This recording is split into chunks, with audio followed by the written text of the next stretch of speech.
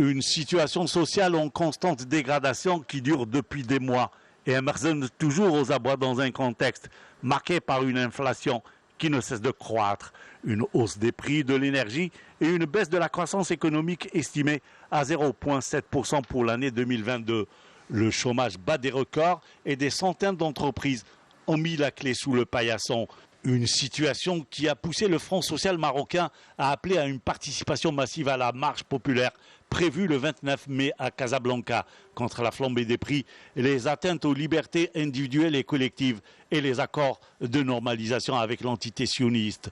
L'appel a été publié dans un communiqué à l'issue d'une réunion du Front marocain visant à discuter des moyens à adopter pour la réussite de la marche à laquelle il a appelé sous le slogan « Contre la flambée des prix, la répression et la normalisation ».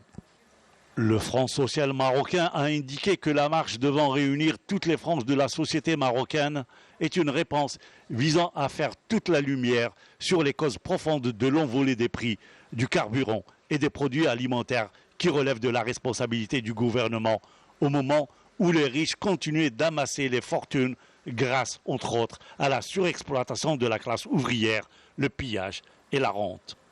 La marche populaire vise en outre à exiger la baisse des prix du carburant et la nationalisation de la raffinerie La Samir pour contribuer à la sécurité énergétique du royaume, ainsi que la restitution des fonds pillés, dont 1,6 milliard d'euros, qui ont été engloutis par le lobby du carburant. Les organisateurs visent également à travers cette manifestation à dénoncer la répression par laquelle le régime marocain entend freiner le mouvement de lutte et répandre la peur pour museler toutes les voix discordantes. Ils estiment que ce mouvement de contestation serait aussi une occasion pour dénoncer la normalisation avec l'entité sioniste avec laquelle le régime du Merzen cherche à conclure une alliance militaire sécuritaire et de renseignement, ainsi qu'une occasion de renouveler la solidarité avec le peuple palestinien et adopter une loi criminalisant la normalisation.